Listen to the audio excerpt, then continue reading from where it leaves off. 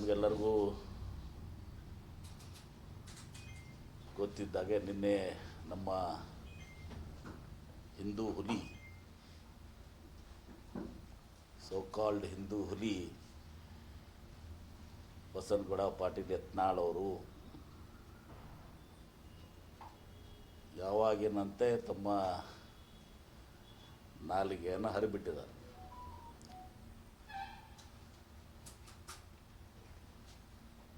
ಇವರು ಹಿಂದೂ ಹುಲಿ ಅಂತಲೇ ಹೇಳ್ಕೋತಾರೆ. ಬಹುಶಃ ನಾನು ಬಿಜಾಪುರದವ್ರಿಗೆ ಏನು ಹೇಳಬೇಕಾಗಿಲ್ಲ. ಇವರು ಹಿಂದೆ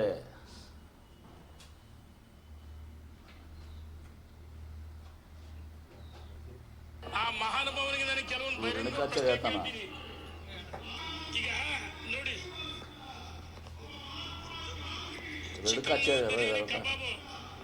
ಇಫ್ತಿಯಾರ್ ಕೂಟದಲ್ಲಿ ಭಾರಿ ಹಿಂದೂ ಹುಲಿ ಬರ್ಲಿ ಉತ್ತರ ಕೊಡ್ಲಿ, ಎಲ್ಲೋಗಿದ್ದಪ್ಪ ನೀನು ಹಿಂದೂ ಹುಲಿ?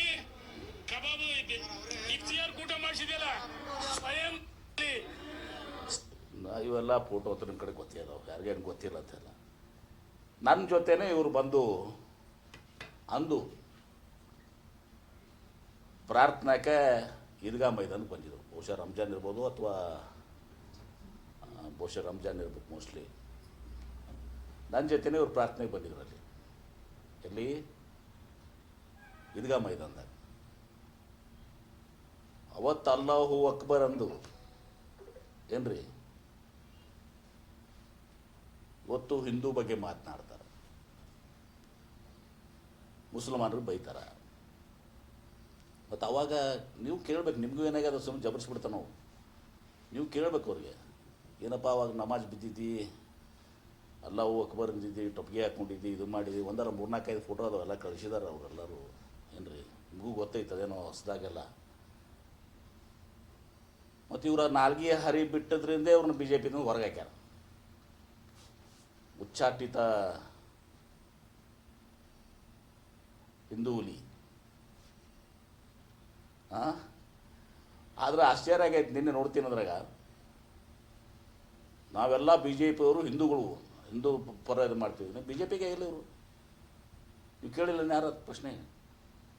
ನಂಗೆ ಟೆಕ್ಸ್ಟ್ ಬಂತು ನಿನ್ನೆ, ಅದು ಬಂತಲ್ಲ, ಅವರೆಲ್ಲ ಲಿಂಗಾಯತರು ಮಾಡಲಿ, ನಾವು ಬಿ ಜೆ ಪಿಯವರೆಲ್ಲ ಹಿಂದೂ. ಇವ್ರು ಯಾವ ಬಿ ಜೆ ಪಿಗೆ ಅದಾರ ಈಗ, ಹೊರಗೆ ಹಾಕಿದಾರಲ್ಲ. ಇವ್ರ ಸಹೋದರ ಒಬ್ಬರು ಬಂದಿದ್ರು, ಅಣ್ಣವರು ಈಶ್ವರಪ್ಪನವರು, ಅವರು ಉಚ್ಚಾಟಿತ್ರೆ. ಇಬ್ಬರು ಉಚ್ಚಾಟಿತ ಅಣ್ಣ ತಮ್ಮ ಸಹೋದರಗಳು ಬಂದು ಇಲ್ಲಿ ಮಾತನಾಡಿದ.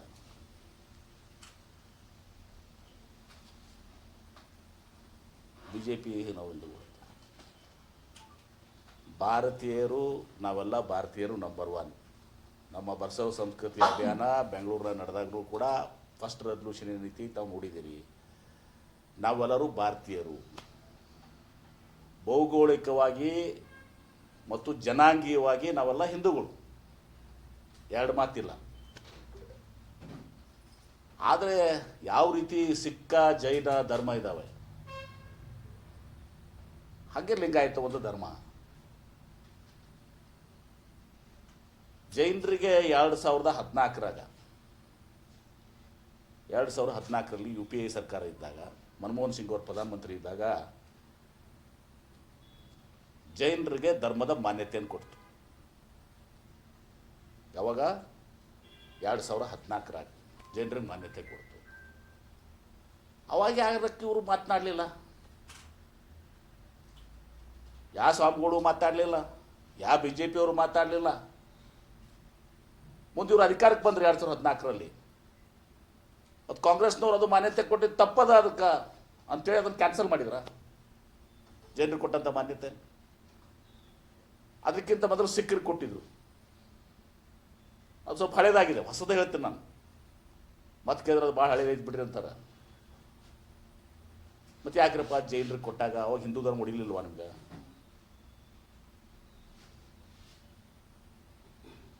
ಯಾರು ಪ್ರಶ್ನೆ ಮಾಡಿಲ್ಲ? ಅವರು ಯಾವ ಸ್ವಾಮಿಗಳು ಮಾಡಿಲ್ಲ. ಈಗೇನು ಹುಲ್ಲ ಎಬ್ಬಿಸ್ತಾರೆ. ಮತ್ತು ಅಷ್ಟೇ ಅಲ್ಲ, ಇವರು ದಾವಣಗೆರೆಯಾಗ ಏನು ವೀರಶೈವ ಮಹಾಸಭಾ ಅಧಿವೇಶನ ಆಯಿತು, ಅವರು ಒಂದು ಹಂತಕ್ಕೆ ನಮ್ಮ ಹತ್ರ ಬಂದಿದ್ದಾರೆ. ಅವರು ವೀರಶೈವ ಮಹಾಸಭಾ ಅಧಿವೇಶನದಾಗ ರೆಸಲ್ಯೂಷನ್ ಮಾಡಿದರು ದಾವಣಗೆರೆ 1 ವರ್ಷದಿಂದ. ಏನು ರೆಸಲ್ಯೂಷನ್ ಮಾಡಿದರು? ನಾವು ಹಿಂದೂಗಳಲ್ಲ ಅಂತ ರೆಸಲ್ಯೂಷನ್ ಮಾಡಿದರು. ಯಾರು? ವೀರಶೈವ ಮಹಾಸಭಾದವರು. ನಾವು ವೀರಶೈವ ಲಿಂಗಾಯತ, ನಮ್ಮ ಒಂದು ಸ್ವತಂತ್ರ ಧರ್ಮ, ನಮ್ಮ ಮಾನ್ಯತೆ ಕೊಡಬೇಕು. ಅಫ್ಕೋರ್ಸ್ ನಾವು ಲಿಂಗಾಯತ ಅಂತ ಕೇಳ್ತಾ ಇದ್ದೀವಿ, ಅವ್ರು ವೀರಶೈವ ಲಿಂಗಾಯತ ಅಂತ ಕೇಳ್ತಾ ಇದ್ದಾರೆ. ಅದು ನಮ್ಮ ಮನೆಯ ಒಳಗಿನ ಒಂದು ಎಲ್ಲ ಧರ್ಮಗಳಲ್ಲಿ, ಬ್ರಾಹ್ಮಣರಲ್ಲಿ ಕೂಡ ಈಗ ವೈಷ್ಣವ, ಶೈವ 108 ಅದಾವು. ಅವಾಗ ಇವ್ರು ಯಾರೂ ಮಾತಾಡಲಿಲ್ಲ. ಅವಾಗ ವೇದಿಕೆ ಮೇಲೆ ಯಾರಿದ್ರು? ಯಡಿಯೂರಪ್ಪ ಇದ್ದರು, ಯಡಿಯೂರಪ್ಪ ಅವ್ರ ಮಗ ಇದ್ದರು, ಜಗದೀಶ್ ಶೆಟ್ಟರ್ ಇದ್ದರು, ಪಂಚಪೀಠದವರು ಕೆಲವು ಸ್ವಾಮಿಗಳು ಇದ್ದರು. ಅವಾಗ ಯಾರು ಇವ್ರು ಮಾತಾಡಲಿಲ್ಲ. ಯಾಕಪ್ಪ? ಈಗ ಬಸವ ಸಂಸ್ಕೃತಿ ಅಭಿಯಾನ ಆದ್ಮೇಲೆ ಯಾಕೆ ನಿಮ್ಮದು ಏನಾಯ್ತಂಥದ್ದು? ಆಮೇಲೆ ಬಸವ ಸಂಸ್ಕೃತಿ ಅಭಿಯಾನ ನಾನು ಭಾಳ ಸ್ಪಷ್ಟವಾಗೈತೆ. ನನ್ನ ಭಾಷಣ ನೀವು ಕೇಳಿರ್ಬೇಕು, ಇಲ್ಲೇ ಐತೆ, ನನಗೆ ಶೇರು ಮಾಡ್ತೀನಿ ನಿಮಗೆ. ನಾನು ಹೇಳಿದ್ದು ನಮ್ಮದು ಪಾಸಿಟಿವ್ ಏನದ ಅದನ್ನು ನಾವು ಹೇಳೋಣ, ಬೇರೆಯವರು ಟೀಕೆ ಮಾಡುವಂಥದ್ದಲ್ಲ. ಪ್ರತಿಯೊಬ್ಬರಿಗೂ ಧಾರ್ಮಿಕ ಸ್ವಾತಂತ್ರ್ಯ ಅದ. ಅವರವರ ಧರ್ಮವನ್ನು ವ್ಯಕ್ತಿ ಆಗಲಿ ಅಥವಾ ಒಂದು ಸಮಾಜ ಆಗಲಿ ಅವ್ರು ತಮ್ಮ ಧಾರ್ಮಿಕ ಸ್ವಾತಂತ್ರ್ಯ ಅದ, ಅದನ್ನು ನೀವು ಪಾಲಿಸ್ತೀರಿ. ಹಿಂದೂ ಧರ್ಮ ಹಂಗೆ ನೋಡ್ಬೇಕಂದ್ರೆ ಹಿಂದೂ ಧರ್ಮದ ಬಗ್ಗೆ ಪ್ರಧಾನಮಂತ್ರಿ ನರೇಂದ್ರ ಮೋದಿ ಅವರು ಅದೇ ಅರ್ನಬ್ ಗೋಸ್ವಾಮಿಗೆ ಒಂದು ಇಂಟರ್ವ್ಯೂದಲ್ಲಿ ಹೇಳಿದ್ದಾರೆ, Hindu is not a religion, it's a way of life ಅಂತ ಹೇಳಿದ್ದಾರೆ. ಹಮ್ ಮಾನ್ಯ ಕಲೆ ತಯಾರ್ ನೈ ಹಿಂದೂ ಏಕ್ ಧರ್ಮ ಅಂತ ಹೇಳಿದ್ದಾರೆ. ನೋಡಿರಲ್ಲ, ಅದನ್ನು ಶೇರ್ ಮಾಡ್ತೀನಿ. ಟೈಮ್ಸ್ ನಾವು ಅರ್ನಬ್ ಗೋಸ್ವಾಮಿ ಅವ್ರಿಗೆ ಅಂದು ಒಂದು ಇದು ಹೇಳಿದ್ದಾರೆ. ಅದನ್ನು ನಾ ಗೊಂದಲಕ್ಕೆ ಬಿಡಲ್ಲ, ನಾವು ಹಿಂದೂ ಇಸ್ ಅ ರಿಲಿಜನ್ನೇ ಅಂತೀನಪ್ಪ. ಅವ್ರಿಗಿಂತ ಒಂದು ಹೆಜ್ಜೆ ನಾವು ಮುಂದೋಗಿ ನಾ ಹಿಂದೂ ಇಸ್ ಅ ರಿಲಿಜನ್ನೇ ಅಂತೀನಿ ನಾನು. It is not a religion, it is a way of life. हम मानने के लिए तैयार नहीं है. सुप्रीम कोर्ट ने भी निर्णय किया है. Supreme court also is decided. ಕಳಿಸ್ತೀನಿ ಅಲ್ಲ ನಿಮ್ಗೆ, ಸುಮ್ಮನೆ ನಾನು ಏನೂ ಹೇಳೋದಲ್ಲ, ನಿಮ್ಗೆ ಕಳಿಸ್ತೀನಿ ಅದನ್ನು. ಅದಿರಲಿ, ನಿನ್ನೆ ಯತ್ನಾಳ್ ಅವರು ಎಲ್ಲರಿಗೂ ಬಾಯಿ ಬಿಟ್ಟಿದ್ರು, ನಿನ್ನ ನನಗೂ ಬಾಯಿ ಬಿಟ್ಟಿದ್ದಾರೆ. MP ಪಾಟ್ರು ಬಾಯಿ ಮುಚ್ಕೊಂಡು ಇನ್ನೊಂದೇನೋ ಅಂದಿದ್ದಾರೆ, ಅದನ್ನು ಅಂದಾರಲ್ಲ. ನಾನು ಬಂದಿತ್ತು, ಮತ್ತು ಅದಕ್ಕೆ ಹೇಳ್ತೀನಿ ನಾನು, ಯತ್ನಾಳ್ ಅವರ ನೀವು ಯಾರಿಗರೇ ಇದು ಧಮಕಿ ಹಾಕೋದು ಮಾತಾಡೋದು ಮಾಡಿರಿ, ನಾನು ಕೂಡ ಇದು ನಡೆಯಂಗಿಲ್ಲ. ಆಮೇಲೆ ನಿನ್ನೆ ಅವ್ರನ್ನ ಇವ್ರು ಹೇಳ್ಕೊಂತಂದಿದ್ದಾರೆ, ಯಾರನ್ನ? ಪಂಚಪೀಠದವ್ರನ್ನ. ಆ ಪಂಚಪೀಠದವ್ರಿಗೆ ಜಂಗಮಗ್ರಿಗೆ ಯಾರು ಬೈದಾರಂತ ಸುಖ ಸಂದರ್ಭದಾಗ ಹೇಳ್ತೀನಿ, ಈಗ ಬೇಡ. ಹಾನಗಲ್ ಕುಮಾರಸ್ವಾಮಿಗಳಿಗೆ ಬೈದಾರ ಅಂಥವ್ರು ಅದಾರ, ಅವ್ರು ಯಾರು ಅನ್ನೋದು ನಾನು ಸುಖ ಸಂದರ್ಭದಾಗ ಹೇಳ್ತೀನಿ, ಈಗ ಬೇಡ. ಹಾನಗಲ್ ಕುಮಾರಸ್ವಾಮಿಗಳಿಗೂ ಬೈದಾರ, ಜಂಗಮರಿಗೂ ಬೈದಾರ, ಕಾಕ ಮಕ್ಕಳು ಇವರೆಲ್ಲ ಶಿವೋಗಿ ಮಂದಿರಕ್ಕೂ ಬೈದಾರ. ಅದನ್ನು ತರ್ತೀನಿ ಒಂದು ಸೂಕ್ತ ಸಂದರ್ಭದಲ್ಲಿ, ಈಗ ಬೇಡ, ಒಮ್ಮೆ ಏನಾದನಂತೇಳಿ. ಅದಕ್ಕೆ ಬಾದ್ ನಾನು ಎಚ್ಚರಿಕೆ ನೀಡ್ತೀನಿ ಬಸವನಗೌಡರಿಗೆ, ನೀವು ಈ ರೀತಿ ಮಾತಾಡುವಂಥ ಲೂಸ್ ಸ್ಟಾಕ್ ನಿಮ್ಮದು ಸ್ವಭಾವ ಐತೆ. ಅದಕ್ಕೆ ನಾನು ಜಾಸ್ತಿ ಅವ್ರಿಗೆ ರಿಪ್ಲೈನೇ ಕೊಡೋಂಗಿಲ್ಲ. ನೀವು ಎಷ್ಟೋ ಸಲ ರಿಯಾಕ್ಷನ್ ಕೇಳ್ತೀರಿ, ಆ ರಿಯಾಕ್ಷನ್ ಹೇಳ್ತೀನಿ. ಮುಂಜಾನೆ ಒಮ್ಮೆ, ಮಧ್ಯಾಹ್ನ ಒಮ್ಮೆ, ಸಂಜೆಗೊಮ್ಮೆ, ರಾತ್ರಿ 4 ಸಲ ಪ್ರೆಸ್ ಕಾನ್ಫರೆನ್ಸ್ ಮಾಡಬೇಕಾಗೈತೆ. ನನಗೆ ಕೆಲಸ ಅದ. ಇವ್ರಿಗತ್ಲೆ ನಿರುದ್ಯೋಗಿ ಅಲ್ಲ ನಾವು, ಬಾಯಿ ಬಂದಾಗ ಮಾತಾಡ್ಕೊತ ಹೋಗೋದು. ಕಲೆಕ್ಷನ್ ಇಲ್ಲ ಬಾಯಿಗೆ. ಮತ್ತು ಅಷ್ಟೇ ಅಲ್ಲ, ಇವರು ನನಗೊಂದು ವಿಡಿಯೋ ಕಳಿಸಿದ್ರು, ನಿನ್ನೆ ಇನ್ನೊಂದು ವಿಡಿಯೋ ಕಳಿಸಿದ್ರು. ಇವ್ರು ಒಂದು ಸಲ ಮಾತೆ ಅವ್ರ ಕಾರ್ಯಕ್ರಮಕ್ಕೆ ಹೋಗಿದಾರ. ಮಾತೆ ಅವ್ರ ಕಾರ್ಯಕ್ರಮಕ್ಕೆ ಹೋಗಿದಾರ. ಅಲ್ಲಿ ಮಾತೆ ಅವ್ರನ್ನ ಹೊಗಳ್ತಾರು. ಹೆಂಗಂದ್ರೆ ಮಾತೆ ಮಾದೇವಿಯವರು ಬಸವ ಧರ್ಮವನ್ನು ಜಾಗತಿಕ ಮಟ್ಟದಲ್ಲಿ ಇವತ್ತು ದಿವಸ ಮಾಡಿದ್ದಾರೆ. ಏನಂದಿದ್ದಾರೆ? ಬಸವ ಧರ್ಮವನ್ನು ಜಾಗತಿಕವಾಗಿ ಅವರು ಪ್ರಸಾರ ಮಾಡ್ತಾ ಇದ್ದಾರೆ. ಲಿಂಗಾಯತ ಧರ್ಮನೂ ಕೂಡ ಅಂದರು. ನಮಾಜ್ ಬೀಳೋದು ಆಯಿತು,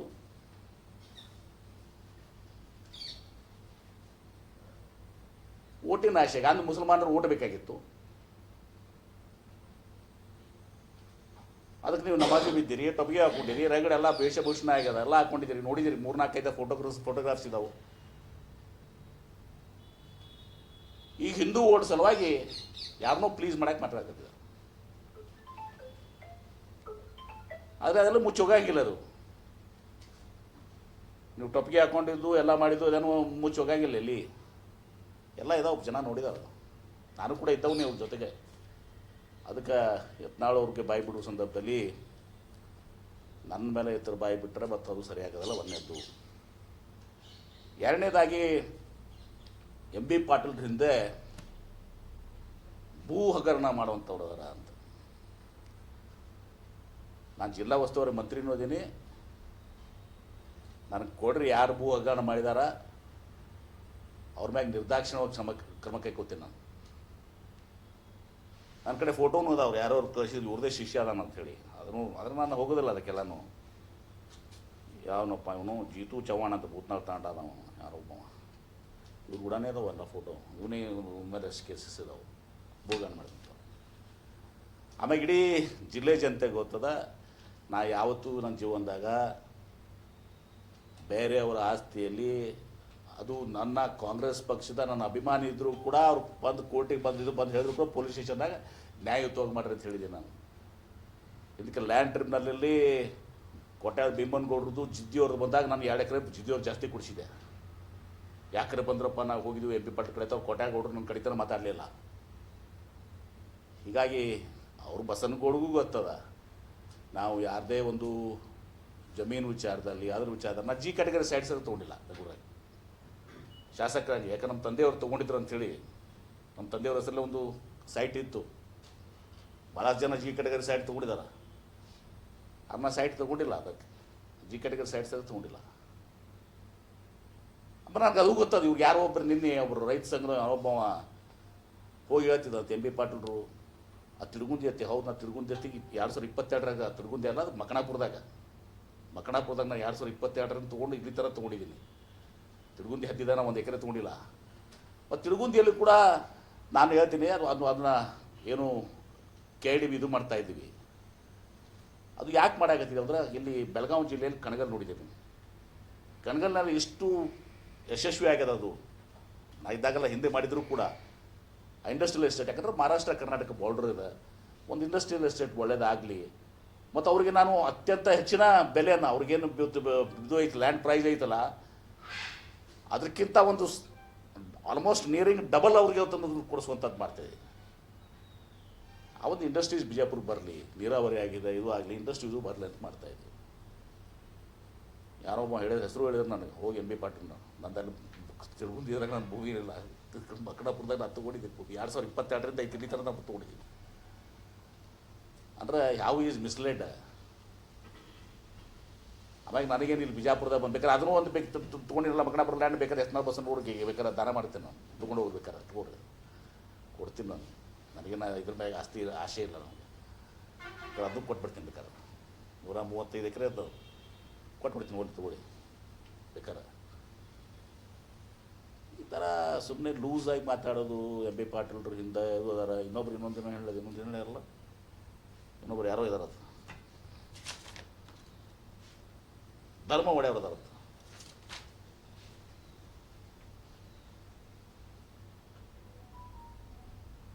ಮತ್ತೆ ಮಾದೇವ್ ಫಂಕ್ಷನ್ದಾಗ ಹೋದಾಗ ಒಂದು, ನಮಾಜ್ ಬೀಳಕ್ಕೆ ಗೊತ್ತಿಗೆ ಒಂದು, ಈಗ ಒಂದು. ತುಂಬ ಎಕ್ಸ್ಪೋಸ್ ಆಗಿಬೇಡ್ರಿ. ನಾವು ಒಂದು ಸಲ ಹಚ್ಚಿದ್ವಿ ಅಂತ ದಂಡಿಗೆ ಹಚ್ತೇನೆ, ಯಾವುದೂ ಬಿಡೋದಿಲ್ಲ. ನಾ ಲೆಟ್ ಹೊಲಾಗೋ ಮನೆಗೋ ನಮ್ಮ ಥೇರಿ ಅವ್ರಿಗೂ ಗೊತ್ತದದು. ಇಟ್ಟೆಲ್ಲ ನಿಮ್ಮ ಹಿನ್ನೆಲೆ ಇಟ್ಕೊಂಡ ಭಾರಿ ಹಿಂದೂ ಹುಲಿ ರೇಣುಕಾಚಾರ್ಯ ಹೇಳಿದನಲ್ಲ, ನಾ ಹೇಳಕ್ಕೆ ಹೋಗಲ್ಲ, ಅಂತ ತೋರ್ಸಕ್ಕೆ ಹೋಗಲ್ಲ. ನಿಮ್ಗೆ ಅದು ಕಳಿಸ್ತೀನಿ, ಯಾಕಂದ್ರೆ ನಿಮಗೂ ಬೇಕಲ್ಲ ಸತ್ಯ ಅನ್ಬೇಕು. ಪ್ರಧಾನಮಂತ್ರಿ ಏನು ಹೇಳೋದೂ ಬೇಕು, ಇವ್ರು ಹೇಳೋದ್ರೂ ಬೇಕು, ಎಲ್ಲೂ ಬೇಕಲ್ಲ.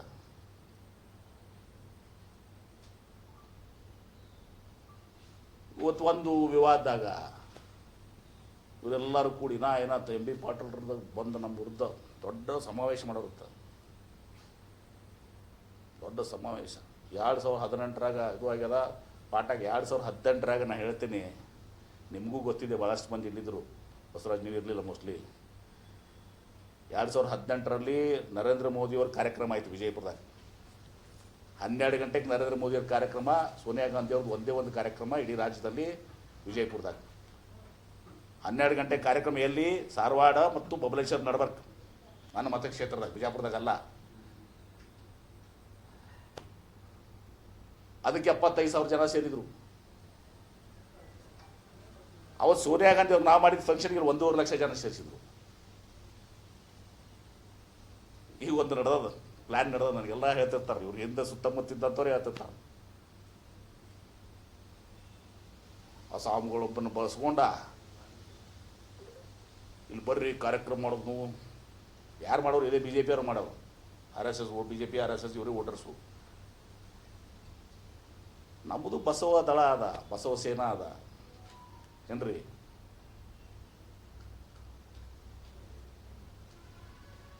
ಜೈ ಭೀಮ್ ಅದ, ಅನುಭವ ಮಂಟಪ. ಸಿದ್ದರಾಮಯ್ಯ ಅವರು ಎದಿತ್ತು ಹೇಳಿದ್ರ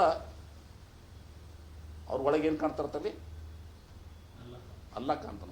ನೀವು ಅವಾಗ ಏನು ಮಾಡ್ತೀರಿ? ಮತ್ತೆ ನೀವು ಎದಿಷ್ಟು ಉಳ್ಕೊಂಡಾಗಿರಿತು. ಹಾಂ, ನೀವು ಎದಿಷ್ಟು ಉಳ್ಕೊಂಡಾಗ ಅವತ್ತ ನಿಮ್ಮ ಎದ್ಯಾಗ ಅಲ್ಲ ಇದ್ದ, ಇವತ್ತು ಅಲ್ಲ ಇದ್ದಾಗ ಇವತ್ತು ರಾಮ್ ಬಂದಾರ. ಮತ್ತು ಮತ್ತೆ ಅವ್ರ ಕಾರ್ಯಕ್ರಮ ಮೊರಟಾನು ಎದ್ಯಾಗ ಬಸವಣ್ಣ ಇದ್ದ. ನಿಮ್ಮ ಕಾಲಕ್ಕೆ ಬದಲಾವಣೆ ಆಗ್ತಾರೆ. ನಮ್ಮ ಸಿದ್ದರಾಮಯ್ಯ ಅವ್ರದ್ದು ಎದೆ ಒಳಗೆ ಇವತ್ತು ನುಸ ಸಂವಿಧಾನ ಅದ, ಸಾಮಾಜಿಕ ನ್ಯಾಯ ಅದವರು. ಅದರಲ್ಲಿ ಅವ್ರ ಎದೆ ಒಳಗೆ ಸಾಮಾಜಿಕ ನ್ಯಾಯ, ಸಂವಿಧಾನ. ಇವತ್ತು ಶೋಷಿತರಿಗೆ, ನೊಂದವರಿಗೆ ಸಹಾಯ ಮಾಡಬೇಕು ಅನ್ನೋದೊಂದು ಒಂದು ಪ್ರಬಲವಾದಂಥ ಸಿದ್ಧಾಂತ ಇಟ್ಕೊಂಡು ರಾಜಕೀಯವಾಗಿ ಬಂದಾರ. ನಿಮ್ಮಂಗ ಅಂದ ಅಲ್ಲಾಹು ಅಕ್ಬರ ಇಂದ ಜೈ ಶ್ರೀರಾಮ್ ನಡಬರ್ಕೊಮ್ಮೆ ಬಸವ ಧರ್ಮ, ಲಿಂಗಾಯತ ಧರ್ಮ ಅಲ್ಲ. ಅದು ಮಾಧ್ಯಮದೇವರ ಕಾರ್ಯಕ್ರಮ. ಇವ್ರು ಯಾರನ್ನೂ ದಂಡಿಗೆ ಹಚ್ಚಿಲ್ಲ. ಇವ್ರ ಮಾತು ಕೇಳ ಪಾಪ ನಮ್ಮ ಕೂಡಲ ಸಂಗಮ ಸ್ವಾಮಿಗಳು ಇವ್ರು ಬೆನ್ನತ್ತಿ ಇವ್ರಂತೂ ಉಚ್ಚಾಟನೆಗೊಂಡಾರ BJPಯಿಂದ. ಪಾಪ ಅವ್ರ ಪರಿಸ್ಥಿತಿ ಏನು ಮಾಡಿಟ್ರು ನಿಮ್ಗೆ ಗೊತ್ತದ, ನಾನು ಹೇಳಬೇಕಾಗಿಲ್ಲ. ಯಾಕಂದ್ರೆ ಕೂಡಲ ಸಂಗಮ ಸ್ವಾಮಿಗಳು ನನಗೂ ಆತ್ಮೀಯರು. ಪಾಪ ನನ್ನ ಮೇಗೂ ಭಾಳಷ್ಟು ಅವ್ರ ಪ್ರೀತಿ ಅಭಿಮಾನ ಅದ. ಇವ್ರು ಬೆನ್ನತ್ತಿ ಪಾಪ ಕೂಡಲ ಸಂಗಮ ಸ್ವಾಮಿಗಳದ್ದು ಪರಿಸ್ಥಿತಿ ಗಂಭೀರ ಆಯಿತು.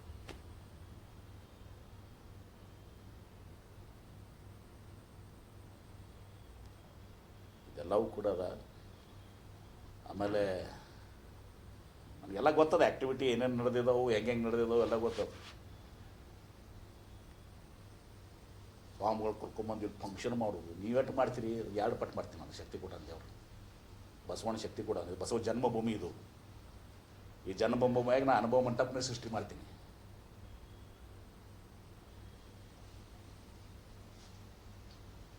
ಬಸವಣ್ಣ ಅವರು ಅಹಿಂದ,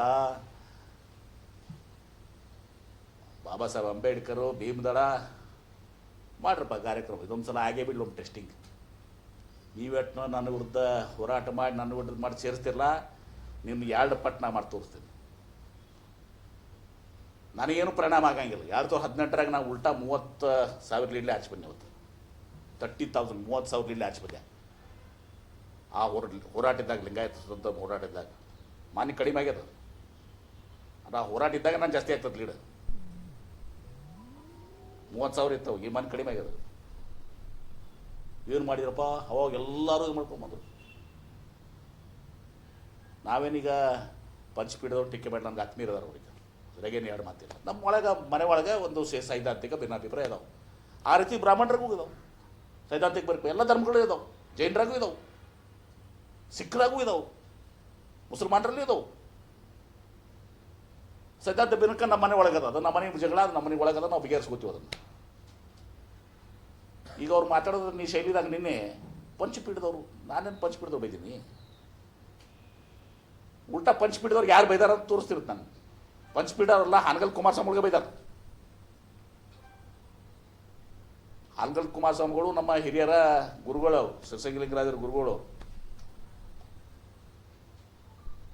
ನಮಗೆ ಅವ್ರ ಬಗ್ಗೆ ಭಕ್ತಿ ಶ್ರದ್ಧೆ ಇದೆ. ಜಂಗಮರು ಬೈದಾರ, ಕಾಕ ಮಕ್ಕಳು ಅಣ್ಣನ ಮಕ್ಕಳು ಇವರೇ ಇರ್ತಾರಲ್ಲ, ಹಂಗೆ ಶಿವೋಗಿ ಮಂತ್ರಿಗೆ ಬೈದಾರ. ಮಾಡ್ರಿ, ಸಮಾವೇಶ ಮಾಡ್ತಿರಲ್ಲ, ನಾನು ಮಾಡ್ತೀನಿ. ಅವೆಲ್ಲ ಬಿಚ್ಚಿಡ್ತೀನಿ. ನಿಮ್ದು ಏನೇನೈತಿ ಬಿಚ್ಚಿಡ್ತೀನಿ. ಮತ್ತು ನನಗೇನು ಫರ್ಕ್ ಆಗಂಗಿಲ್ಲ. ನಿಮ್ಮ ಸಮಾವೇಶಕ್ಕೆ ಬರೋರು ಯಾರು? BJP voters. ಈಗ ಬೆನ್ನು ಹತ್ತಿದವ್ರು ಯಾರು? BJP ಅವರೇ. ಅವರು ಮಜಾ ನೋಡಕತ್ತಾರ. ಕೆಲವು ಮಂದಿ ಲಿಂಗಾಯತರಾಗ ಹಚ್ಚಿ ಕೂತಾರೀಗ. ಬೈಯವರು ಲಿಂಗಾಯತ, ಬೈಸ್ಕೊಳ್ಳೋರು ಲಿಂಗಾಯತ. ಹಚ್ಚಿ ಮಜಾ ನೋಡಕತ್ತಾರ. ಇದರಿಂದ ಒಂದು ಇದು 5 ಷಡ್ಯಂತ್ರ ಐತಿ. ಆ ಷಡ್ಯಂತ್ರರೆಲ್ಲ ಭಾಳಷ್ಟು ಎಂ ಬಿ ಪಾಟೀಲ್ ಎದುರಿಸಿದಾನ. ಅಂಥವಕ್ಕೆಲ್ಲನೂ ಭಾಳ ಶಕ್ತಿ ನನಗೈತಿ. ಹಿಂದೆನೂ ಕೂಡ ಅದ ಶಕ್ತಿಯನ್ನು ಜಿಲ್ಲೆ ಜನತೆ ನೋಡಿದೆ, ನಾಡಿನ ಜನತೆ ನೋಡಿದೆ, ಇನ್ನು ಮುಂದೆನೂ ಕೂಡ ನೋಡ್ತಾರೆ. ಮಾಡ್ರಪ್ಪ, ಎಟ್ಟೈತಿ ನಿಮ್ಮದು. ನಮ್ಮದು ಜವಾರಿ ಭಾಷೆದಾಗ ಹೇಳ್ಬೇಕಂದ್ರೆ ಆಡು ಭಾಷೆದಾಗ ನೋಡು ನಿಮ್ಮದು ತಿಂಡಿ ಎಟ್ಟದ, ನಮ್ಮದು ತಿಂಡಿ ನೋಡು ಅಂತಂದ್ರೆ ಬರೋಂಗಿಲ್ಲ ಆಡು ಭಾಷೆ ನಮ್ಗೆ. ನಿಮ್ಗೆ ಅಟ್ಟೆ ಬರ್ದ ಆಡು ಭಾಷೆ. ನಿಮ್ಮ ತಿಂಡಿ ಎಟ್ಟೈತಿ ನೋಡು, ನಮ್ಮದು ಎಟ್ಟೈತಿ ನೋಡೇ ಬಿಡು ಒಂದು ಸಲ, ಆಗೇ ಬಿಡು. ಲಾಜಿಕ್ ಎಂಡ್ಗೆ ಹೋಗಿ ದಂಡಿಗೆ ಹಚ್ಚು ಪೂರ್ತಿ ಮಾಡಲಿಲ್ಲ. ಯಾರು ಬೇಡ ಆ ಕೂಡಲ ಸಂಘ ಸ್ವಾಮಿಗಳನ್ನ ಹೋಗಿ ದಂಡಿಗೆ ಹಚ್ಚಾರ. ಇವ್ರನ್ನೊಬ್ಬರು ಸಭೆ ಇವರಿಬ್ಬರು ಉಚ್ಚಾಟಿತಕ್ಕ ನಾಯಕರು ಮಾಡೋರುತ್ತ. ಈಶ್ವರಪ್ಪರು ಹೇಳಿದ್ರು, ಈಶ್ವರಪ್ಪರು ಹೇಳಿದ್ರಲ್ಲ ಅದನ್ನು, ಅವ್ರು ಉಚ್ಚಾಟಿತ್ರೆ ಅಣ್ಣ ತಮ್ಮ